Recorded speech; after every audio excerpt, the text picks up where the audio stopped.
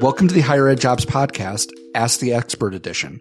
I'm Andy Hibble, the Chief Operating Officer and one of the co-founders of HigherEdJobs. And I'm Kelly Sherwin, the Director of Editorial Strategy. Today we're here with expert Matt Trainum, who is the Vice President, Networks and Strategic Partnerships at the Council of Independent Colleges. Welcome, Matt. Kelly and Andy, wonderful to see you both. Thanks again for having me. Nice to see you again, Matt. Let's get into our question from our listener. The question for today is, how many institutions can I be an adjunct at the same time? I've seen adjuncting at 2 institutions has become pretty common. Is adjuncting at 3 institutions tolerated in the industry? Matt, what are your thoughts on adjuncting and the number and institutions? You know, I like to be a little bit philosophical. I probably have less philosophy here, but I will say I'll start by asking, what's the goal here? So is the goal more income? Is the goal more experience? Is the goal more exposure that might lead to a full-time position? I really like this idea of anchoring in what's the goal, because the different goal might lead to a different answer. So with that said, the goal is probably not to deal with more bureaucracy.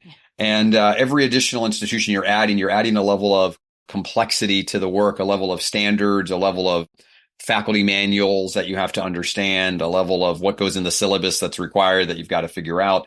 So generally, I think it makes sense to try to obviously consolidate your adjuncting as much to one institution as possible. That said, my guess is this person tried that and it did not work. And so now they're at 2 and maybe 3 campuses. And the answer that I have for that is a really simple answer. You're a free agent. You are a freelancer. Both of those terms have the word free in common.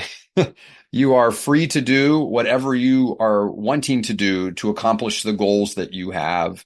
And I don't think that there is a lack of tolerance around that. So as a free agent, as a freelancer, someone trying to make sure that they're meeting their income expectations, that they're getting the experiences they want, I support them doing. And I don't think there's any, I have never heard in the conversations I've been in negative attributes given to someone who's at multiple institutions. I'm with you. I haven't heard any, negative feedback regarding, being at multiple institutions either.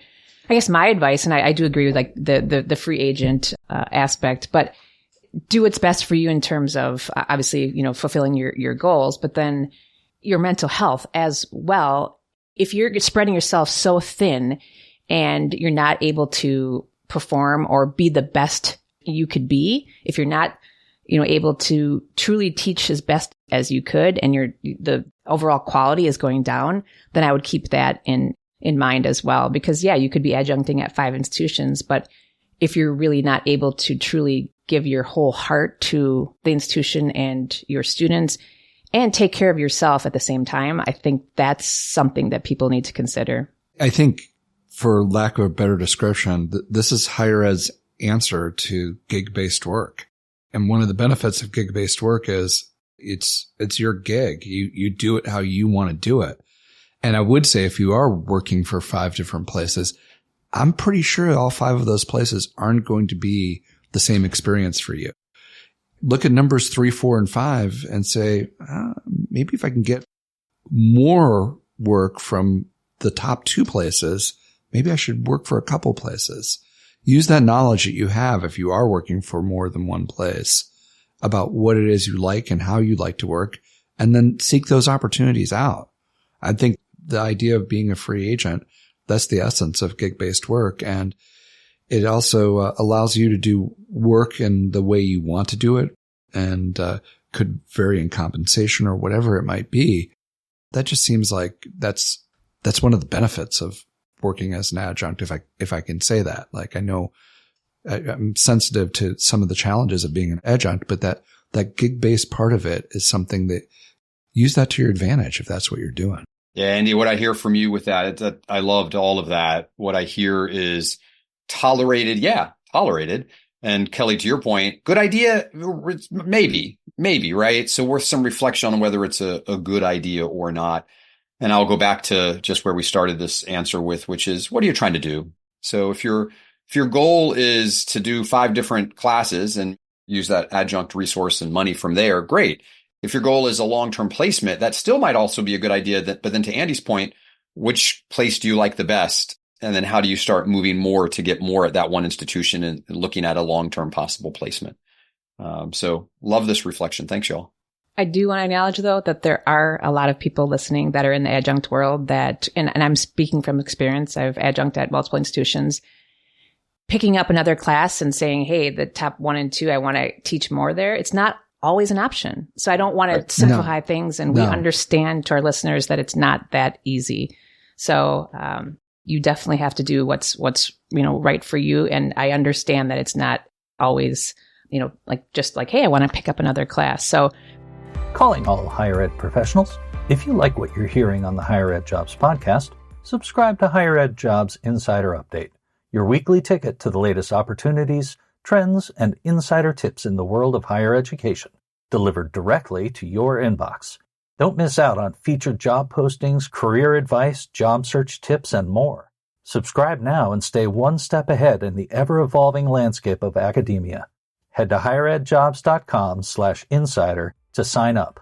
Your future self will thank you. Once again, that's higheredjobs.com/insider. Back to your point, though, of the goal. In my situation, I was doing it for, professional development and for extra income. But I know a lot of people are not in that situation. So I really want to be sensitive to, the listeners that do need those 5 classes. And it's not just saying, I can do all 5 at one institution. So. And I definitely want to walk that back and say, listen, I'm not at all insensitive to that. And I definitely understand that if what you're looking for is a full-time permanent role and out of necessity, not by choice, you're doing this. It's a very different situation. And, we really try hard at HigherEdJobs to make sure that we're sensitive to that. And if there's better ways that we can do that, please do email us at podcast@higheredjobs.com or find us on X and send us a message at HigherEdCareers. We do want to hear, and we do take those suggestions seriously. Can I give a little teaser, though, for those interested in kind of some more adjuncting news? We have a podcast coming up soon on some institutions that are doing a really good job in treating their adjuncts well, and they received the Delphi Award. So I'm really excited about that conversation. So there's a lot of institutions out there that are definitely taking care of their adjuncts well. So thank you, Matt, for joining us today and your insights on the questions here. So we look forward to having you back next time. Thanks, y'all. Thanks, Matt. And thank you for listening to the podcast today. We look forward to talking with you soon.